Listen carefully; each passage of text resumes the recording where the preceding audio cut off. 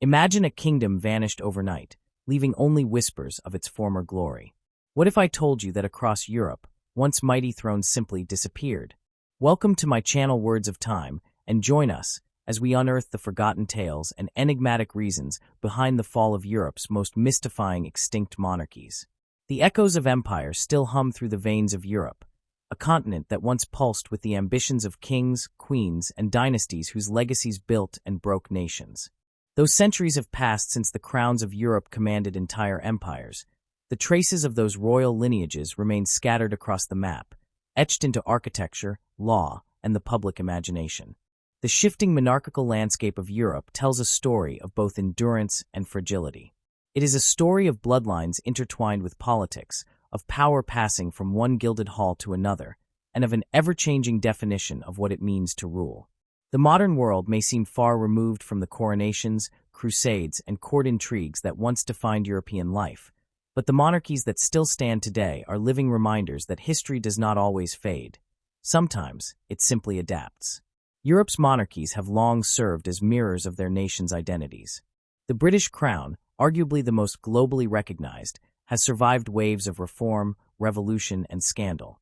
The United Kingdom's royal family has been both a unifying symbol and a lightning rod for criticism, yet its continuity has anchored a nation through wars, colonial upheavals, and the relentless churn of modern politics. The endurance of the British monarchy lies not just in its ceremonial power, but in its adaptability. It has managed to reinvent itself in each era, shifting from a ruling power to a constitutional symbol, and more recently to a cultural brand that reflects a nation's sense of tradition. Across the North Sea, the monarchy of Denmark stands as one of the oldest continuous royal institutions in Europe, tracing its lineage back over a millennium. That longevity speaks not to stubbornness, but to flexibility. Denmark's royals learned early to align themselves with national sentiment, surviving periods when other European monarchs fell to revolution or reform.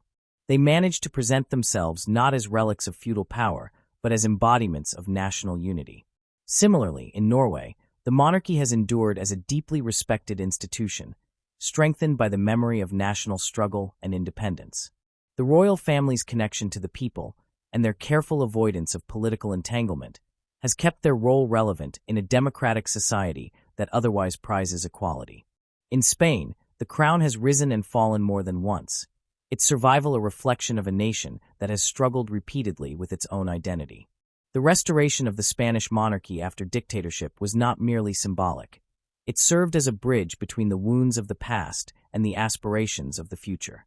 The monarchy's modern role has often been questioned, but its survival underscores the idea that royal institutions, when carefully managed, can still serve as stabilizing forces in times of uncertainty.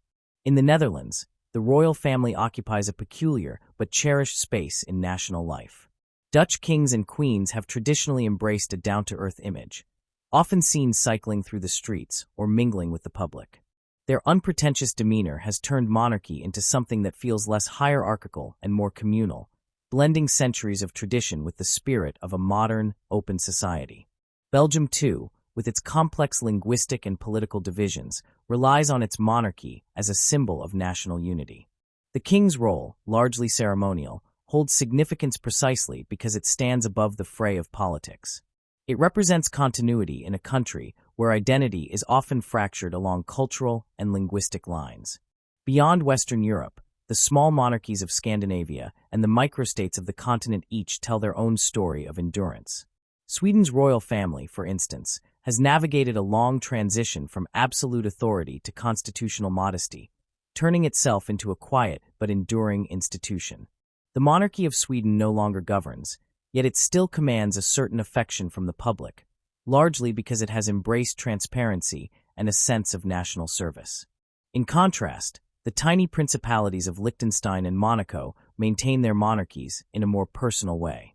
These microstates, though small, have leveraged their royal institutions to define their global image. Monaco's royal family, glamorous and controversial in equal measure, embodies the fusion of celebrity culture with old-world nobility.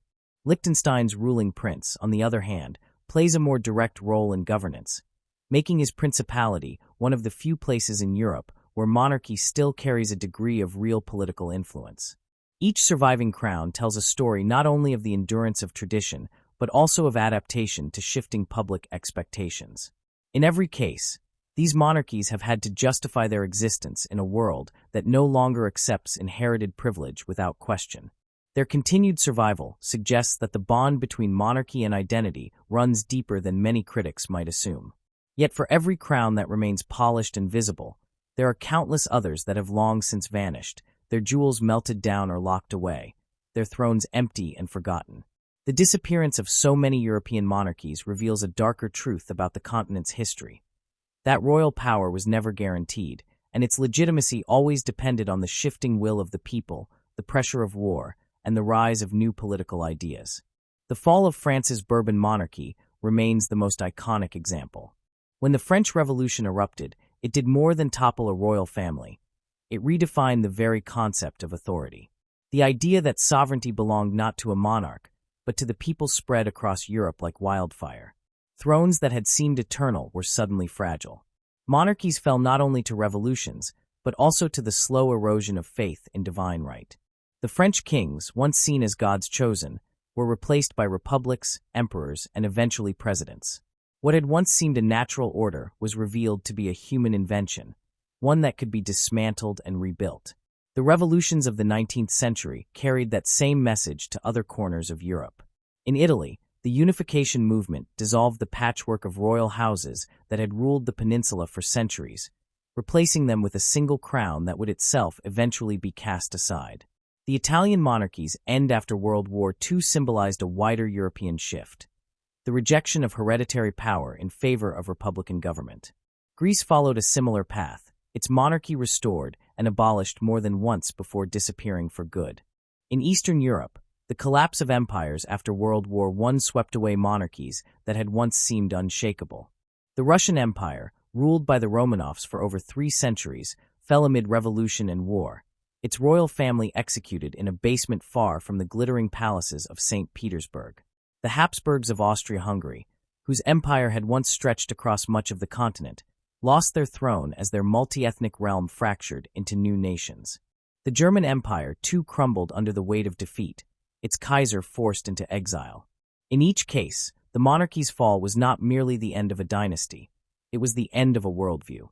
Monarchs who had once seen themselves as the natural center of their nations found themselves swept aside by the tides of democracy, nationalism, and modernity. The 20th century was particularly ruthless toward Europe's remaining crowns. The collapse of the old order after both world wars left little room for hereditary rule. Many monarchies were simply incompatible with the new political realities. Yet, intriguingly, a few survived the same storms that destroyed so many others. Their survival was not accidental. The monarchies that endured Britain, Scandinavia, the Low Countries, and a few others did so because they learned to evolve. They accepted that survival required relinquishing power. By becoming symbols rather than rulers, they turned potential obsolescence into renewed relevance. This transformation raises a question that continues to fascinate historians and ordinary citizens alike. Why did some thrones vanish while others endured? The answer lies partly in timing and partly in temperament. Monarchies that resisted reform sealed their own fates. Those that adapted early, aligning themselves with the emerging idea of constitutional governance, found ways to survive. The British monarchy's gradual acceptance of parliamentary supremacy, for example, spared it the fate of the French Bourbons. The Scandinavian monarchies, by adopting constitutional models, managed to preserve their crowns while ceding actual power to elected governments. The disappearance of others was accelerated by deeper social shifts. Industrialization, the rise of the middle class, and the spread of education created societies less willing to accept inherited hierarchy. Monarchies that clung to the illusion of divine right found themselves hopelessly out of step with modern realities. In many cases, war acted as the great disruptor. World War I in particular was a graveyard of monarchies. Empires that had stood for centuries, Russian, German, Austro-Hungarian, Ottoman, fell in a matter of years. Their downfall revealed how fragile royal institutions could be when tied too closely to military and political power. The people, suffering through unimaginable hardship, no longer saw kings as protectors, but as symbols of failure. When the guns fell silent, new republics rose from the ashes. The pattern repeated itself in the aftermath of World War II, when collaboration with fascist regimes discredited several royal houses. In Italy, the Monarchies' association with Mussolini doomed it. In Bulgaria and Romania, Soviet influence extinguished the crowns that had survived the interwar years. Monarchies that might have been restored under different circumstances were instead swept away by ideological realignment. Yet, for all the fallen thrones, Europe never entirely abandoned monarchy. The institution continues to hold an emotional and cultural weight that defies its limited political function. The idea of royalty still carries a certain fascination, perhaps because it appeals to the human love of continuity and narrative. A monarchy links the present to a distant past, offering a living connection to history. It provides a ritualized sense of stability, even when real power lies elsewhere. The survival of modern European monarchies is therefore not only a political phenomenon, but also a cultural one. People still gather to watch royal weddings, celebrate jubilees, and mourn royal deaths. The pomp and pageantry serve as national theater, giving shape to shared emotion. In this sense, modern monarchs perform a civic role that republics often struggle to replicate. They embody continuity without authority, serving as living symbols of a nation's identity. Yet the question of their future remains open. In an age defined by democratic ideals and economic inequality, hereditary privilege is a difficult concept to defend. Each surviving monarchy faces the challenge of justifying its relevance in a world that prizes merit over birthright. Public support can no longer be taken for granted. It must be earned through service, humility, and a sense of purpose. The monarchies that thrive in the 21st century are those that understand this balance. They maintain tradition without clinging to outdated notions of power. They remain visible but not intrusive, symbolic but not self-indulgent. The mystery of monarchy's endurance lies precisely in this paradox. It survives by becoming less than it once was. As one looks across the European landscape today, the map of monarchy resembles an intricate patchwork of survival and loss. Each crown tells a different story, of resilience, of downfall, of reinvention. The grand palaces that the continent stand as reminders of the eras when monarchs ruled not only by title but by might. Yet the real legacy of Europe's royal past lies not in its architecture or ceremonies, but in its ability to adapt. Monarchies that have endured have become less about rule and more about representation. They have turned history into heritage and power into pageantry. Their continued existence poses an intriguing contradiction in modern politics. That symbols can sometimes be stronger than authority itself. Behind the glittering ceremonies and ancient titles lies a more profound truth about Europe's relationship with its past. The continent has learned to carry its history not by erasing it, but by transforming it. Where once monarchs claimed divine sanction, they now serve at the pleasure of the people. Their crowns may still shine, but the weight they carry is moral rather than political. The vanished thrones, by contrast, remind us that no institution, however ancient, is immune to change. The ruins of old palaces, the faded coats of arms, the forgotten dynasties, all stand as quiet testaments to the impermanence of power. In their absence, they echo a warning to those that remain. Survival depends not on birthright, but on relevance. The story of Europe's monarchies is, in the end, a story about transformation. From absolute rulers to constitutional figureheads, from divine right to democratic duty, they have traversed an extraordinary arc. The thrones that vanished did so because they could not, or would not, make that journey. Those that endure continue to balance on the fine line between reverence and redundancy. Their future, like their past, will depend on how well they can reflect the societies they represent. The echoes of empire still linger in Europe's palaces and parliaments, in the rituals of state and the stories passed down through generations. They remind us that history is never static. It shifts, it adapts, and it leaves behind both monuments and mysteries. The crowns that still gleam in Europe's capitals are not relics of a bygone world, but reflections of how deeply the continent values continuity amidst change. And yet, the silence of the vanished throne speaks just as loudly, a haunting reminder that even the most enduring symbols can fade when they cease to resonate with the people they once ruled. Europe's monarchical landscape, ever-shifting, continues to offer a lesson in the delicate balance between tradition and transformation, between the allure of the past and the demands of the present, between the crowns that still shine and those that exist only as echoes of empire. The echoes that linger through the grand halls of Europe's surviving monarchies fade slowly into the shadows of those that vanished, leaving behind fragments of forgotten crowns and silenced courts. Among these lost realms, few stories are as compelling as that of the Grand Duchy of Tuscany, where the Medici family once ruled with a blend of intellect, patronage, and political mastery that defined an entire era. The Medici legacy was not merely one of wealth or architecture. It was a dynasty that shaped the very essence of Renaissance Europe. Florence, their capital, stood as the beating heart of art, science, and philosophy. The Medici rulers, for all their ambition, saw themselves as both sovereigns and stewards of culture, nurturing talents that would change the course of Western civilization. Under their watch, artists like Michelangelo, Leonardo da Vinci, and Botticelli thrived, and thinkers reimagined humanity's place in the world. The Grand Duchy of Tuscany became not only a political entity, but a cradle of modernity. Yet, as with so many great dynasties, the same forces that built its glory also sowed the seeds of its decline. The later generations of the Medici lacked the vision and vigor of their forebears. As the European balance of power shifted and larger empires began to dominate the stage, Tuscany found itself unable to compete. The duchy's independence eroded slowly, first through political marriages, then through foreign interference, until it was absorbed into the wider structure of imperial ambition. The Medici name, once synonymous with brilliance, faded into history, its influence remembered but no longer active. The loss of the Grand Duchy of Tuscany marked not just the end of a family's reign, but the conclusion of an era when art and authority were intertwined, when rulers believed that beauty could legitimize power. What remained were monuments and masterpieces, silent witnesses to a world where the power of a single family could shape the destiny of a continent. Yet, while Tuscany's crown fell in the heart of Europe, across the world another monarchy with European ties would meet an even more dramatic and poignant fate. The Kingdom of Hawaii, though distant from Europe's geographical sphere, was deeply influenced by European ideals and ambitions. It emerged in the 19th century as a unique experiment in monarchy, one that blended indigenous governance with European diplomatic norms.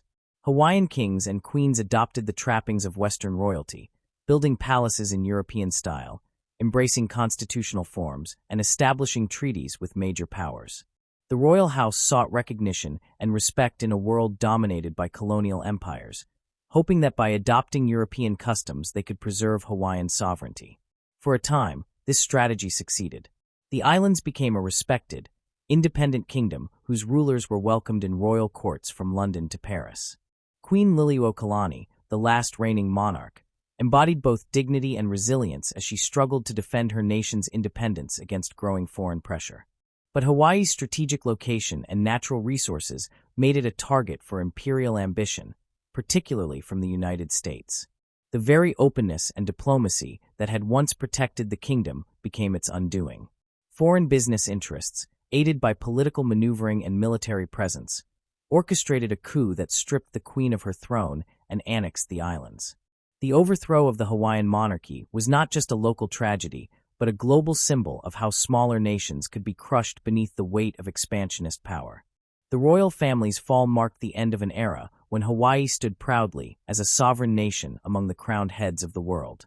The echoes of that loss still resonate through the islands today, where the memory of the monarchy endures in song, ceremony, and cultural revival. The story of Hawaii's fallen crown reminds us that monarchy, in all its grandeur, remains vulnerable to the same political and economic forces that have reshaped nations for centuries. It also reveals the tragic irony of a kingdom that sought to preserve itself through European influence, only to be destroyed by that same global tide. Returning to the European continent, another vanished throne tells a story equally rich in irony and impermanence: the Kingdom of Etruria, a state born not of heritage but of political convenience. Created in the early years of the 19th century during the upheavals that followed the French Revolution, the Kingdom of Etruria was one of Napoleon Bonaparte's many experiments in redrawing the map of Europe. It occupied what had once been the territory of Tuscany, transforming the remnants of the Medici legacy into a puppet monarchy meant to serve French interests. Napoleon's intention was clear: to reshape Europe into a series of dependent kingdoms that would extend his influence without the direct appearance of empire.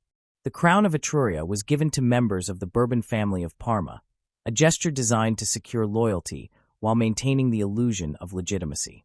For a brief moment, Etruria appeared to be a functioning kingdom, complete with a court, a flag, and a place in the European order.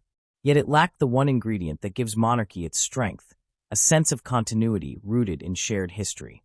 Without that emotional and historical foundation, Etruria was little more than an administrative fiction. When Napoleon's empire began to crumble, so too did his creations.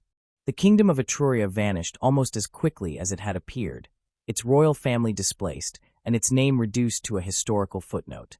Its rise and fall illustrate how monarchy, when stripped of tradition and genuine allegiance, cannot survive long as an artificial construct.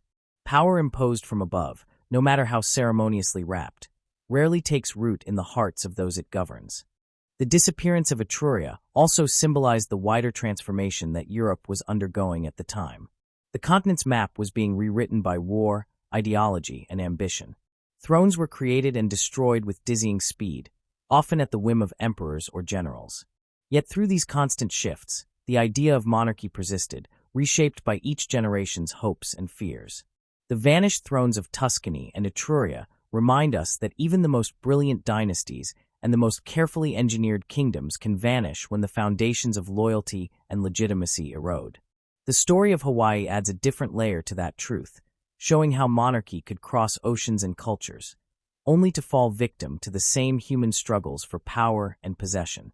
Together, these lost crowns form part of a much larger mosaic, one that connects the grandeur of Europe's imperial past to the fragility of its legacy. The Medici legacy in Tuscany reveals how cultural brilliance cannot shield a dynasty from political decline. Their patronage built cathedrals and funded geniuses, yet their power could not withstand the encroaching tides of empire. The Grand Duchy's fall was the product of slow decay rather than sudden collapse, a gradual surrender to the larger forces that defined modern Europe. Its memory remains not as a political model, but as a symbol of the enduring link between art and authority, proof that beauty and ambition often share the same fate. In contrast, Hawaii's monarchy fell swiftly, undone by foreign intervention disguised as diplomacy. The Queen's loss of her throne and the annexation that followed revealed the sharp edge of imperialism, an irony for a kingdom that had sought legitimacy through the very cultural and political frameworks of those who would later conquer it. Hawaii's story challenges the notion that monarchy, by adopting the symbols of Western civilization, could ever escape the realities of global power. It shows that adaptation alone is not always enough. Sometimes survival requires control over forces far beyond a crown's reach.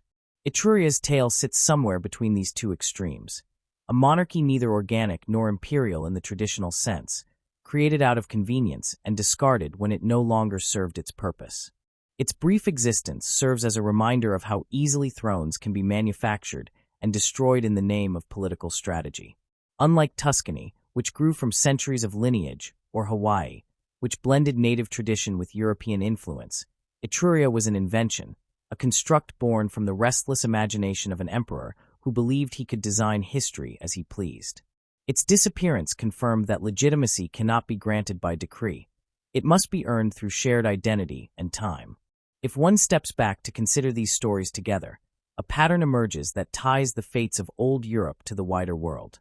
Monarchy, for all its grandeur and ceremony, has always existed in tension with the forces of change. It thrives when it can adapt, when it transforms itself into a mirror of the people's values, but it collapses when it clings too tightly to the past, or when it becomes a pawn of external power.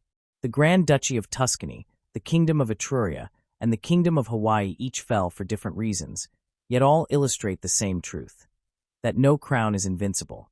The Medici lost their duchy to the slow, silent erosion of relevance. The Bourbons of Etruria lost theirs to political manipulation. The Hawaiian royals lost theirs to conquest disguised as progress. In each case, the throne's fall reflected the collapse of belief, either the people's belief in the ruler or the ruler's belief in their own place within a changing world. These vanished monarchies also challenge us to think about what endures after a crown is gone. In Tuscany, the art and architecture of the Medici era remain as a permanent testament to human creativity. In Hawaii, the spirit of the monarchy survives in cultural revival and national identity. In Etruria, though little remains physically, its brief existence offers a lesson about the dangers of artificial power. The tangible may crumble, but the intangible, the ideas, the memories, the echoes, endure. Each lost crown, in its own way, contributed to the evolution of political thought. The fall of Tuscany reminded Europe that culture and governance cannot exist in isolation. The fall of Hawaii showed that sovereignty cannot be preserved without strength. The fall of Etruria proved that legitimacy cannot be manufactured. These lessons ripple through history, shaping how nations understand authority and how societies reconcile heritage with progress. It is tempting to view these fallen monarchies as relics of a bygone age, yet their stories continue to influence how we perceive power and identity. The Medici's patronage shaped not only Florence, but the entire Western tradition of art and learning. Hawaii's monarchy, though overthrown, left behind a deep sense of pride and continuity that defies colonization. Even Etruria, despite its fleeting presence, reminds historians how fragile political experiments can be when stripped of authenticity. The vanished crowns of Tuscany, Etruria, and Hawaii share a melancholy beauty, each one a reminder that even in failure, there is legacy. They represent the human desire to build order, to create symbols of unity and continuity, even in a world defined by change. When viewed through the long lens of history, these lost monarchies stand as echoes of empire not only in Europe but across the world. Their rise and fall are chapters in the broader narrative of civilization's evolution from divine right to democratic rule, from inherited privilege to collective sovereignty. The Grand Duchy of Tuscany was born in the spirit of Renaissance optimism. The Kingdom of Etruria emerged from Napoleonic ambition. The Kingdom of Hawaii sought recognition in an age of imperial expansion. Each was a product of its time, and each was undone by forces greater than itself. Together, they form a triad of cautionary tales about the fragility of power and the impermanence of glory. The ruins of the Medici palaces, the silent halls of the Hawaiian royal palace, and the forgotten records of Etruria all whisper the same truth.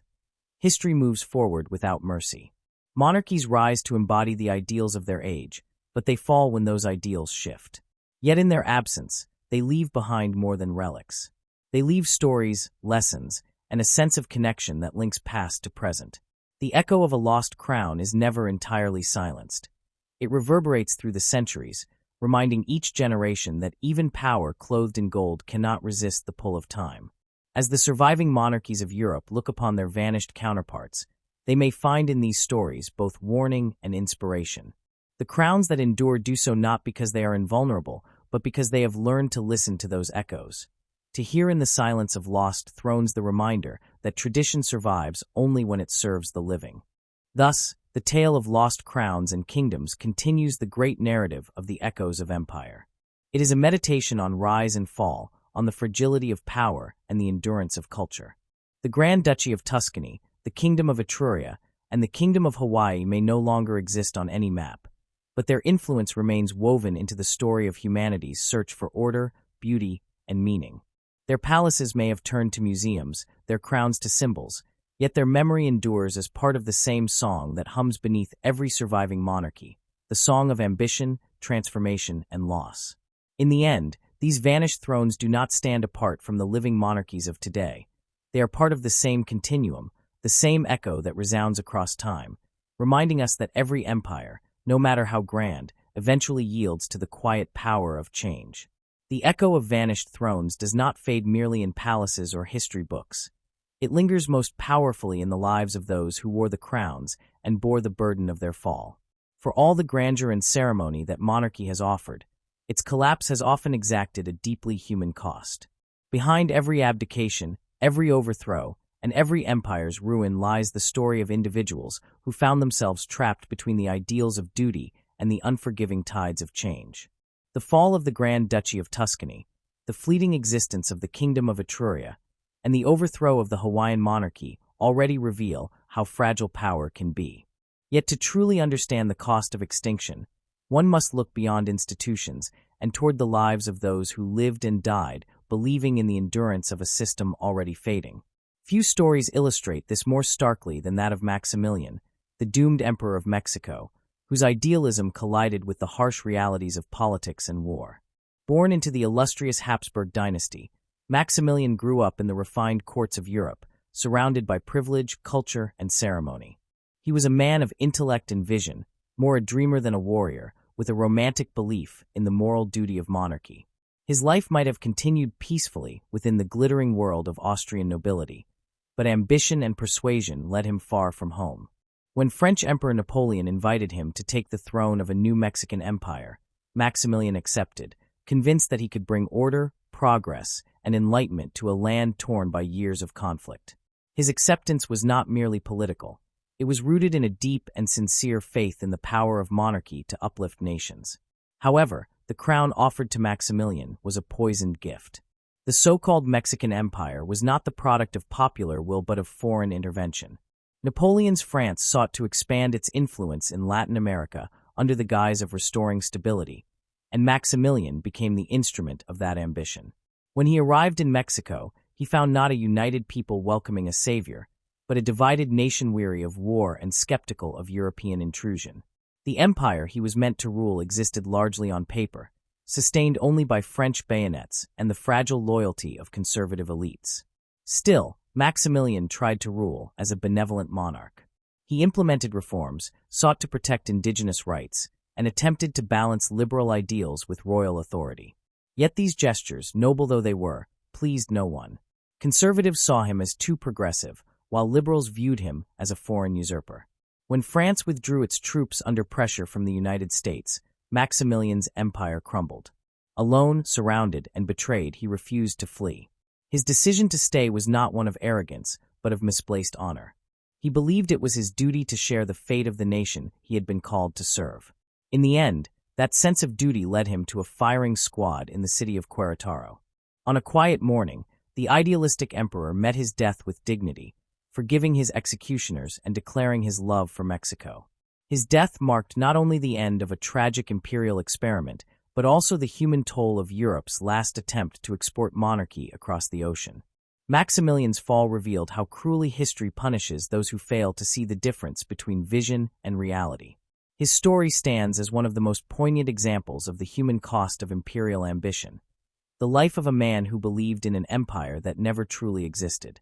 The tragedy of Maximilian's fall echoed back into Europe, where the same Habsburg bloodline would face its own reckoning with history. The last Habsburg emperor, Charles, would inherit an empire already cracking beneath the strain of modernity. Unlike Maximilian, Charles was not naive about the realities of power, but he shared the same fatal idealism.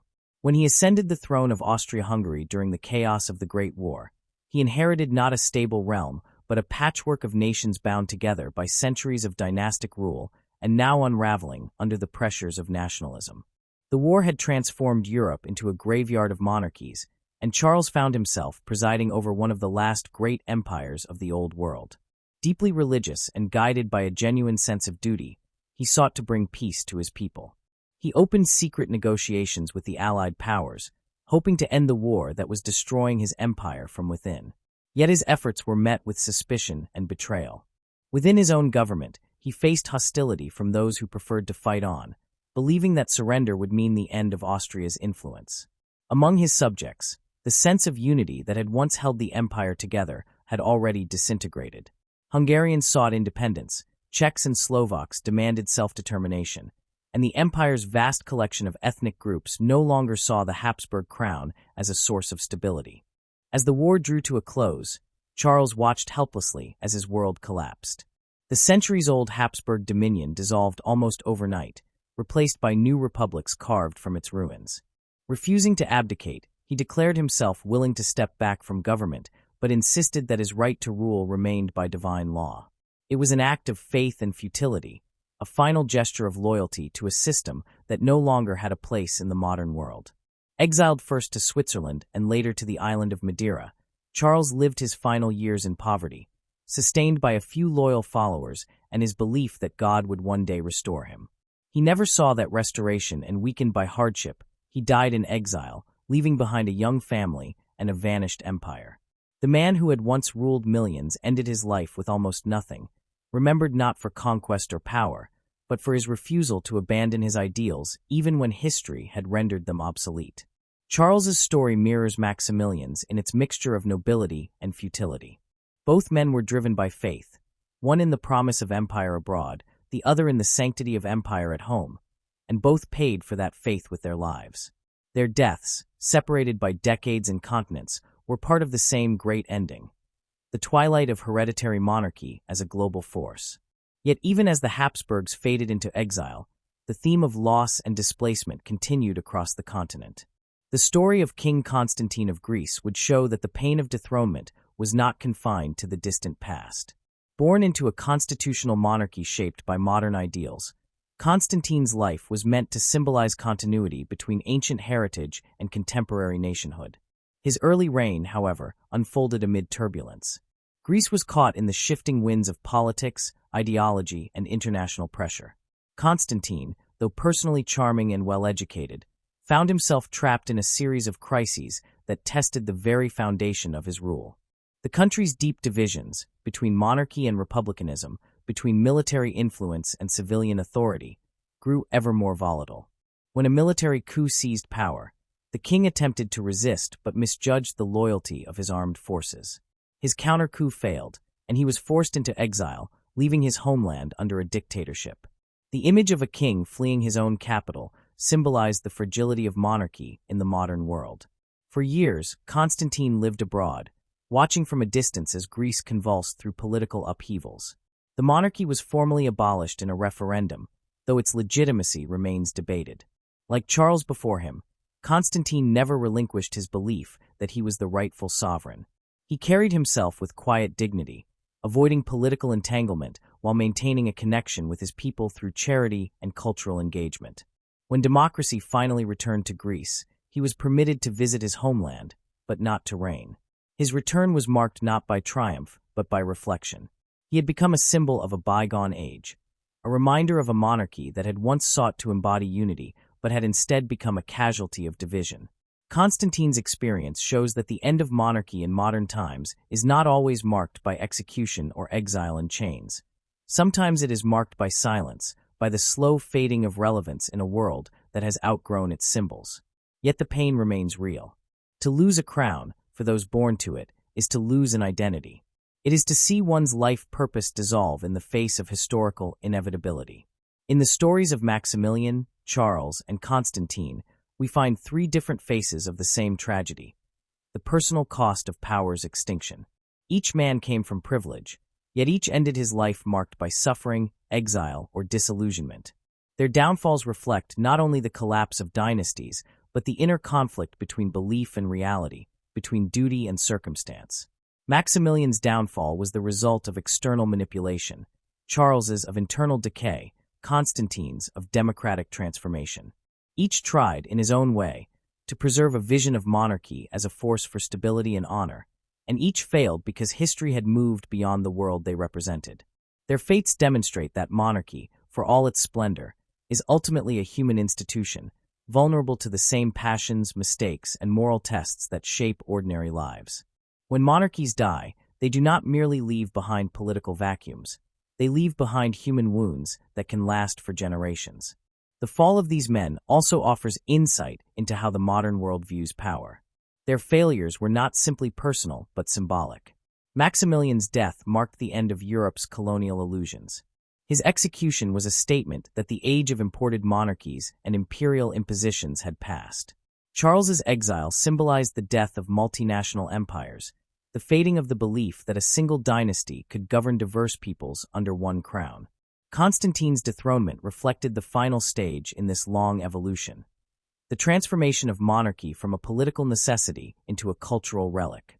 Together, they represent the stages of monarchy's decline, from conquest to collapse to memory. Yet even in their failure, there is dignity. Maximilian's calm courage at his execution, Charles's faith amid exile, and Constantine's composure in irrelevance all reveal a certain moral resilience. They remind us that while crowns can be taken, the sense of duty that defines a true ruler cannot easily be erased. The human cost of extinction extends beyond the fallen monarchs themselves. Their families, their loyal supporters, and even their former subjects bore the consequences. For those who had tied their identity to the throne, its disappearance meant the loss of purpose and belonging. The widowed Empress Carlotta of Mexico, for example, descended into madness after Maximilian's death, haunted by grief and guilt. The Habsburg family, scattered across Europe, faced the humiliation of seeing their ancestral palaces turned into museums. The Greek royal family, living in quiet exile, carried the weight of a legacy that no longer held meaning in the political life of their country. These stories show that when monarchy dies, it leaves behind not only historical change, but also profound psychological scars. At its heart, the extinction of monarchies is not simply about political systems, but about the end of belief. Monarchs like Maximilian, Charles, and Constantine were not merely rulers. They were embodiments of an idea: the belief that authority, duty, and divine sanction could coexist in a single person. When that idea collapses, the loss is both political and existential. It marks the end of a worldview that had shaped human society for centuries. The human cost lies in the dissonance between the world as it was imagined and the world as it becomes. These men lived in the gap between two eras, caught between tradition and transformation. Their downfall was inevitable not because they were weak or foolish, but because history had outgrown the myths that sustained them. Yet, even in their failure, they left behind echoes that continue to resonate.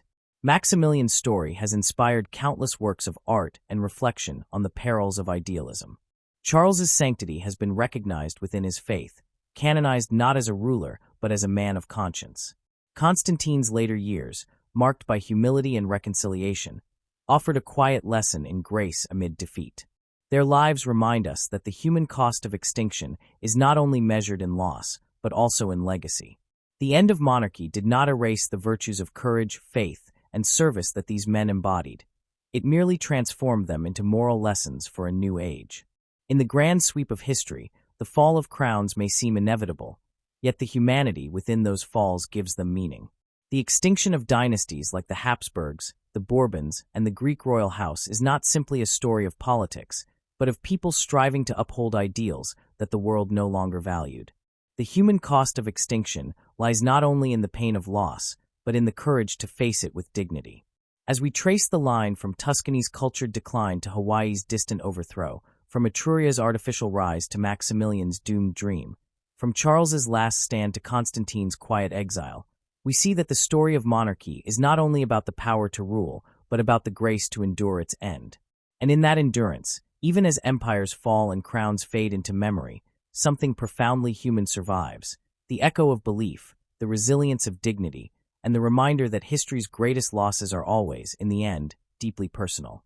The fading of crowns and empires, and the human pain that came with their fall, cannot be understood without tracing the deeper forces that caused them to vanish. Behind every lost kingdom, every dethroned monarch, and every exiled ruler lies a chain of events greater than any single person or dynasty. The fall of Maximilian in Mexico, the exile of Charles from Austria, and the dethronement of Constantine in Greece all happened not only because of personal misjudgments or tragic circumstances, but because history itself had turned against the idea of hereditary rule. To understand why monarchies crumbled, one must look at the powerful currents of ideology, war, and social transformation that reshaped the world.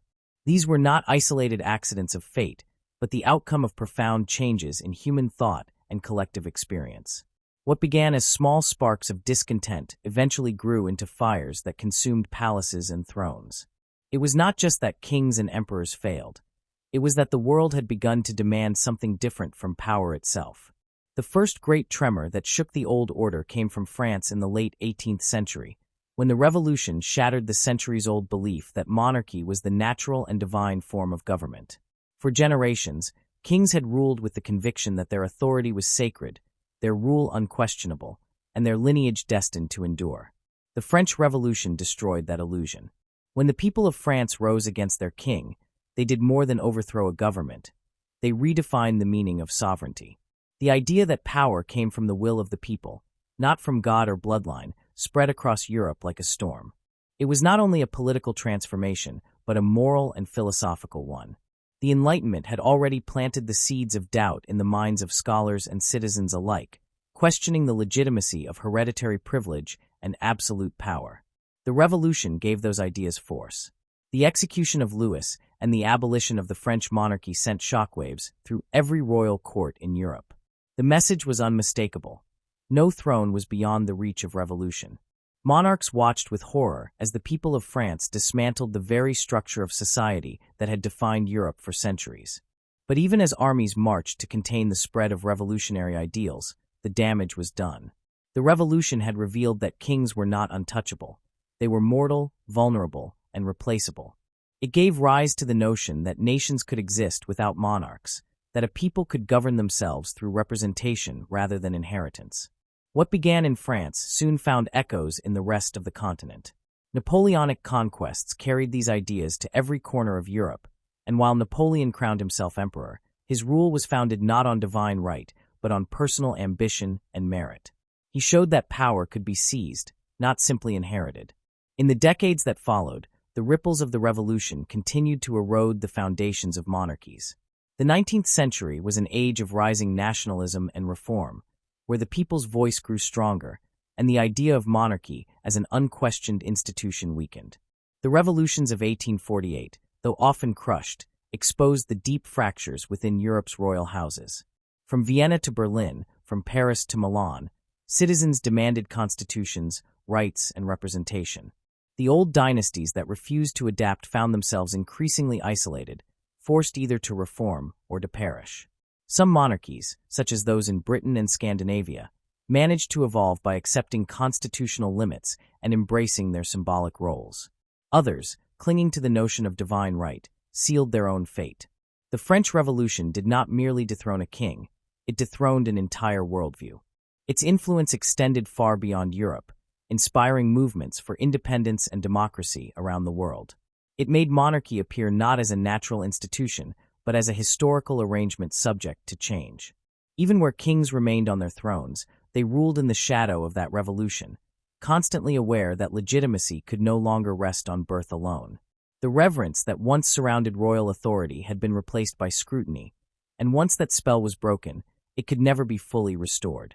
If the French Revolution began the unraveling of monarchies through ideology, the great wars of the 20th century completed it through catastrophe. The First World War was not only a conflict between nations, but between eras. It marked the end of the Old World and the birth of the modern one. The empires that had ruled Europe for centuries, the Habsburg, the Romanov, the Ottoman, and the Hohenzollern, collapsed under the immense weight of total war. Their downfall was not merely the result of military defeat, but of social and political exhaustion. The war demanded sacrifices from ordinary citizens on a scale never before seen. Millions were sent to die in trenches while monarchs continued to speak of duty and honor. The disconnect between royal rhetoric and the suffering of the people became impossible to ignore. When the guns fell silent, the world had changed beyond recognition. Monarchs who had once seemed eternal were suddenly obsolete. The Russian Tsar was overthrown and executed by revolutionaries. The Kaiser fled into exile. The Austro-Hungarian Empire disintegrated into a dozen new republics. Even those monarchies that survived, like Britain and Belgium, did so only by redefining their purpose and shedding real political power. The war had exposed the limitations of inherited authority in an age of mass mobilization and democratic awakening. The monarchs who had sent millions to their deaths could no longer claim divine wisdom or moral superiority. The throne had become a symbol not of stability, but of failure. The Second World War continued this transformation, accelerating the disappearance of monarchy in Europe and beyond. It revealed that the struggle for power had moved beyond royal palaces to ideologies and nations. Fascism, communism, and democracy competed for supremacy, leaving little room for hereditary rulers. Many royal families were forced into exile, their countries occupied or divided. The collapse of colonial empires after the war further weakened the idea of monarchy as a legitimate or necessary form of rule. Nations emerging from colonial domination sought self-determination, not royal governance. The global mood had shifted permanently toward republicanism, equality, and national identity rooted in citizenship rather than birthright. By the middle of the century, monarchy had become an anachronism in many parts of the world. Yet it persisted where it could reinvent itself as symbolic rather than sovereign. Those that refused to adapt vanished. The Greek monarchy, for instance, was swept away in the wake of political upheaval and military dictatorship. The Italian monarchy was abolished by referendum after its association with fascist rule discredited it. In Eastern Europe, the advance of Soviet influence extinguished crowns that had survived the interwar years. The old aristocratic order was gone, replaced by ideologies that promised equality but often delivered new forms of tyranny. Still, the shift from royal to popular rule was irreversible. Wars had done what revolutions began. They exposed the limits of inherited power in an age when survival depended on the will and sacrifice of millions. Monarchs could no longer claim to represent the divine or the eternal when they themselves had fled their countries or signed away their crowns. The very idea of empire, once intertwined with monarchy, became synonymous with oppression rather than glory. The loss of empire meant the loss of the monarch's reason for being. Without colonies to rule or subjects to command, kings became figures of ceremony, reminders of a past the world no longer sought to restore. Yet not all monarchies fell because of sudden revolutions or global wars. Many faded slowly, undone by internal decay and external pressure that sapped their strength over time. The story of monarchies' decline is as much about erosion as it is about explosion. In many cases, the foundations of royal power were weakened from within long before the final collapse. Corruption, complacency, and disconnection from the people turned once revered institutions into hollow symbols. Monarchs who failed to evolve with the times found themselves presiding over societies that had outgrown them. In France before the Revolution, in Russia before the Uprising, and in Austria before the Great War, signs of decay were everywhere. The ruling classes lived in luxury while common citizens struggled to survive. The idea of divine right rang hollow in a world increasingly defined by reason and social consciousness. Monarchies became their own worst enemies when they mistook reverence for permanence. Those that ignored reform invited revolt. The same dynamic played out outside Europe as well. In regions influenced by European models, from Asia to the Pacific, the introduction of modern education and political thought made hereditary rule appear outdated. Hawaii's royal family, despite its modernization efforts, could not withstand the external pressures of imperial ambition. Internal divisions and external manipulation combined to bring about its downfall. External pressures were just as devastating as internal weakness. The rise of powerful nations with expansionist agendas often spelled doom for smaller monarchies. In the age of empire, independence was fragile and sovereignty was easily swallowed by greater powers. Tuscany and Etruria were consumed by the ambitions of larger states, their rulers replaced or absorbed. The same pattern repeated elsewhere as the map of Europe was redrawn time and again. Borders shifted, dynasties intermarried, and treaties erased centuries of lineage in the stroke of a pen. The survival of any monarchy depended as much on diplomacy as on destiny. Those unable to navigate the complexities of shifting alliances were doomed to disappear. The industrial age also brought changes that monarchy could not easily contain. As cities grew and commerce expanded, power shifted from the nobility to the middle classes.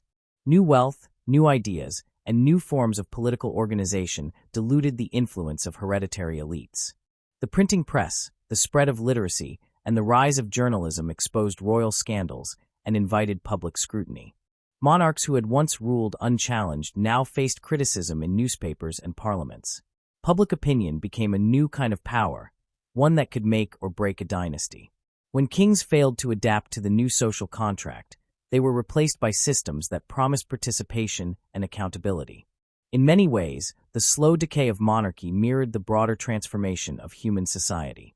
Power was becoming less personal and more institutional, less sacred and more rational. The nation-state replaced the royal household as the center of identity. Constitutions replaced coronations as the source of legitimacy. The old relationship between ruler and subject gave way to one between government and citizen. This shift did not happen overnight, nor was it uniform. Some monarchies managed to transform themselves into constitutional institutions that complemented democratic governance. Others, resistant to change, were swept away entirely. The decline of monarchy was not simply the result of moral failure or political incompetence. It was the natural consequence of progress. The very ideals that monarchs once championed, order, stability, and national unity, were redefined by modernity. The spread of education taught people to question authority. The advance of technology connected them across borders and broke down traditional hierarchies. The rise of secularism weakened the religious justification for kingship. In a world increasingly ruled by reason, divine right seemed a relic of superstition. Still, for all the forces that drove monarchies to extinction, their fall was never entirely inevitable. Each crown fell for reasons unique to its time and place. The French Revolution was born of hunger and inequality, the First World War of rivalry and pride, the later abolitions of monarchy of ideological and social awakening. In each case, internal weakness met external pressure, and the result was collapse. Yet the persistence of a few surviving monarchies reminds us that extinction was not fate but failure of adaptation. Where rulers listened, reformed, and accepted symbolic roles, their institutions endured. Where they clung to absolute power or resisted change, they vanished. The causes of monarchies' disappearance reveal more about humanity than about the monarchs themselves. They reflect the evolution of human consciousness, the shift from worshipping authority to questioning it, from obedience to participation. Monarchies vanished because people learned to imagine a world without them, and once that imagination took hold, no crown could restore the old order. The revolutions, the wars, and the gradual reforms were all expressions of the same truth. That power, to survive, must evolve with those it governs. The thrones that fell, from France to Russia to Greece, did so because they could not bridge the gap between tradition and transformation. As history moved forward, the palaces that once stood as symbols of divine rule became museums, their gilded halls preserved as reminders of what was lost and what was learned. The crowns that once weighed heavily on human heads became artifacts behind glass, their jewels shining with the light of vanished centuries. Yet behind that glitter remains the story of why they vanished, a story not of sudden destruction but of slow, inexorable change. The French Revolution gave the world the language of equality and freedom. The great wars demanded shared sacrifice and collective destiny, and the steady pressures of time, progress, and awareness dissolved the belief that any family could stand above the rest forever. In the end, monarchy vanished not because people ceased to love tradition, but because they began to understand their own power to shape the future. And in that understanding, the age of crowns gave way to the age of citizens, marking not merely the death of empires, but the birth of modern humanity. The story of vanished monarchies does not end with the fall of empires or the last breaths of kings. Their disappearance left behind a deep imprint that continues to shape the modern world in ways both visible and subtle. The ruins of palaces, the symbols on national flags, and the rituals of ceremony that still persist all speak to a time when bloodlines determined destiny. Even though the crowns have been set aside, their echoes remain woven into the culture, politics, and identity of modern Europe. The ghosts of royal grandeur linger in the architecture, language, and traditions that define nations, and their legacy continues to spark fascination, nostalgia, and reflection. The monarchies that once stood as the axis of European civilization have become part of its cultural DNA, a reminder of how power once looked and how it evolved into something new.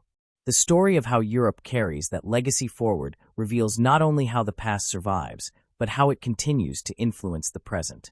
Across Europe, the influence of vanished monarchies is visible in art, music, literature, and collective memory.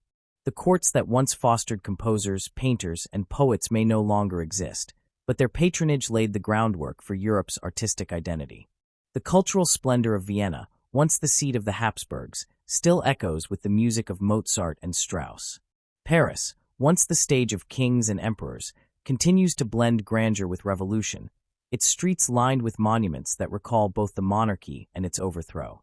In every former royal capital, from Prague to Lisbon, from Turin to Dresden, the remnants of imperial glory coexist with modern life, drawing millions who come not only to admire beauty, but to connect with a vanished world. These cities are living museums, where the presence of monarchy endures as both heritage and cautionary tale. The cultural impact goes beyond architecture or art. It shapes how nations understand themselves. Many of Europe's modern republics still draw upon royal symbols to define their identity. The French tricolor replaced the fleur-de-lis, but the struggle between tradition and progress that began in the age of monarchy remains central to French consciousness. Italy, unified after centuries of kingdoms and duchies, still celebrates its royal palaces and the memory of dynasties that once divided it. Even where monarchies were rejected, they are remembered with a strange mixture of pride and regret. The fall of a crown often became the birth of a new kind of national story, one that defined itself by what it had overthrown. This dual legacy, of reverence and rebellion, continues to shape Europe's relationship with authority and identity. The arts and popular culture, too, remain fascinated by monarchy. Films, novels, and television series revisit the lives of kings and queens, not to glorify them, but to understand them as humans caught between privilege and power. The emotional distance between ruler and subject has disappeared, replaced by curiosity about the people behind the thrones. The tragedies of Marie Antoinette, Nicholas and Alexandra, or the last Habsburgs are retold again and again, revealing a persistent fascination with the fragility of power. The allure lies in the contrast between opulence and downfall, between the illusion of immortality and the inevitability of change. Monarchy, even when gone, continues to serve as a mirror reflecting humanity's own struggle with ambition, morality, and destiny. This fascination extends to the descendants of those who once ruled. Across Europe, there are still families who trace their lineage back to lost crowns. Though they live without thrones, their names carry the weight of history. Some have chosen lives of quiet obscurity, seeking normality after generations of grandeur. Others have embraced their heritage, taking part in charitable, cultural, or diplomatic roles that echo their ancestors' responsibilities without the authority that once came with them. In a few cases, they have become minor celebrities, invited to historical events, royal weddings, or cultural programs that celebrate Europe's past. They exist in a curious space between myth and modernity, no longer sovereign, yet never entirely ordinary. These descendants navigate a delicate balance between legacy and relevance. For many, their titles are symbolic, recognized by tradition but not by law. Yet they remain objects of public interest precisely because they represent continuity. In a world where institutions rise and fall, their family stories offer a sense of endurance. Some engage in preserving historical estates, restoring castles, or promoting heritage tourism, turning their ancestry into a bridge between the past and present. Others have adapted to modern professions, entering business, academia, or the arts, proving that heritage can coexist with ordinary ambition. What unites them is a shared awareness that their identity is inseparable from the long arc of European history. They carry with them both the privilege of remembrance and the burden of expectations. For some descendants, the loss of thrones remains a subject of quiet reflection. It represents not only the end of power, but the transformation of duty. Without crowns, they have found new ways to serve, through philanthropy, education, or cultural preservation. Their lives show that monarchy, even stripped of authority, can still embody ideals of continuity and responsibility. The sense of belonging to something larger than oneself, once expressed through rule, now finds meaning in contribution. There is an irony in this evolution. Those who once inherited command now must earn relevance through merit. Yet perhaps this is the truest expression of the lesson history has taught, that legitimacy must be built, not bestowed. The presence of these former royal families in modern Europe also serves as a reminder of how societies reconcile with their past. In some countries, there are debates about restoring monarchies as constitutional institutions, not for power, but for symbolism. In others, the memory of kings is treated with suspicion, a warning against inequality and absolutism. The conversation itself reflects Europe's complex relationship with authority. The continent that once crowned emperors now questions every form of leadership, measuring it against ideals of democracy and accountability. The legacy of monarchy thus lives not only in nostalgia, but in the very structure of modern political thought. It provides a counterpoint, a measure of how far society has come and how fragile the balance between power and freedom remains. Even in countries where monarchy endures, such as Britain, Spain, or the Scandinavian kingdoms, the existence of royal families is shaped by the lessons of those that vanished. Modern monarchs reign not as rulers but as representatives, their survival dependent on public trust. They have learned to adapt, to embody continuity without claiming supremacy. Their presence serves as living evidence that monarchy can evolve when it becomes a mirror of national identity rather than a master over it. In this way, the echoes of the fallen crowns have influenced even those that remain standing, reminding them that power without purpose is doomed to decay. Culturally, the fascination with monarchy persists because it reflects something enduring in human nature. People are drawn to stories of rise and fall, of grandeur and loss, because they capture the timeless tension between ambition and humility. The vanished monarchies of Europe are not merely historical curiosities, they are moral lessons written across centuries. They show how easily privilege can turn to peril when detached from reality, and how the symbols of greatness can become warnings against excess. Yet at the same time, they remind us of humanity's capacity for imagination, artistry, and aspiration. The same courts that imposed hierarchy also produced the beauty that defines European civilization. The same empires that oppressed millions also gave birth to ideas that questioned power itself. It is this contradiction that makes their legacy so compelling. In the modern world, where democracy and equality are ideals, the memory of monarchy provides contrast and context. It challenges societies to consider what they value in leadership and identity. The fascination with royal history, far from being mere nostalgia, is often a search for meaning in the cycle of power. People look to the past to understand the nature of authority, to see how its symbols evolve and how its responsibilities endure. The image of a crown, whether on a museum display or in a storybook, continues to hold emotional power because it represents more than wealth or rank. It symbolizes the human desire to create order and purpose in a world of uncertainty. Europe's museums, galleries, and historical archives preserve the remnants of monarchy not only as relics, but as records of transformation. The crowns, thrones, and regalia displayed under glass are fragments of a vanished system, yet they continue to inspire awe. Tourists walk through the corridors of Versailles, Schönbrunn, and the Winter Palace not to mourn monarchy, but to witness history's complexity. The splendor of those places tells as much about human creativity as it does about human folly. They are reminders that every era believes in its permanence until it ends, and that power, however grand, is always borrowed. The lessons drawn from the fall of monarchies continue to shape Europe's modern identity. They have taught that no system, however ancient, is immune to change, and that legitimacy must be earned through service, not inherited by birth. They have shown that progress is not a straight path, but a series of reckonings with the past. Each fallen crown represents a moment when society chose transformation over tradition, when the balance between freedom and authority tipped toward renewal. The cost of that transformation was often high, measured in lives, wars, and disillusionment, but the outcome reshaped humanity's understanding of justice and governance. Yet even as Europe embraces democracy, it continues to hold an emotional connection to its royal past. The pageantry of royal weddings, the restoration of historic palaces, and the popularity of royal biographies reveal a longing for continuity in a rapidly changing world. This is not a desire to return to monarchy, but to preserve the sense of heritage that monarchy once embodied. In an age of constant flux, the past provides stability. The image of a crown, stripped of its power, becomes a symbol of endurance, a link between centuries.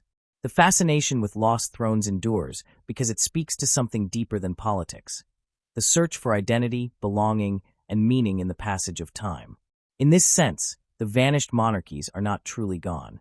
They live on in language, in ceremony, in the architecture that defines European skylines, and in the collective imagination that still turns to the past for understanding. Their descendants, living quietly in modern cities, carry names that once commanded nations but now connect generations. Their stories remind us that history is not a straight line from darkness to light, but a circle in which power, loss, and renewal constantly interact. The crowns that once glittered on royal brows may now rest behind glass, but they still whisper lessons about ambition, fragility, and the impermanence of all authority. The enduring fascination with monarchy is, at its heart, a reflection of humanity's relationship with power. We are drawn to it, yet wary of it. We admire grandeur, but distrust control. The vanished monarchies of Europe encapsulate that tension. They teach that power can inspire greatness, but also corruption, that it can build civilizations and destroy them. They show that leadership, whether royal or democratic, must always answer to those it serves. And perhaps that is why their memory remains so powerful, because it continues to warn and inspire at once. The legacy of Europe's lost crowns is not merely about what was destroyed, but about what endured. From their ashes emerged modern nations, built on ideals that monarchy could not sustain, but helped define through its failures. The fall of kings made room for citizens. The collapse of empires opened the way for nations based on consent rather than conquest. The palaces that once symbolized inequality now stand as monuments to history's evolution. Their beauty endures, not as symbols of domination, but as reminders of what humanity is capable of creating and transcending. History rarely erases what it replaces, it transforms it. The monarchies of Europe may have vanished, but their echoes continue to shape the rhythm of the continent's life. In art, ceremony, and thought, they remain part of the living fabric of culture. Their stories are retold not to glorify them, but to understand the journey from absolute power to shared responsibility. And as long as humanity continues to seek meaning in the past, to find guidance in its triumphs and failures, the echoes of those lost empires will never truly fade. The crowns may be gone, but the lessons they left behind, about humility, duty, and the fleeting nature of power, remain as relevant now as they were in the days when kings still ruled.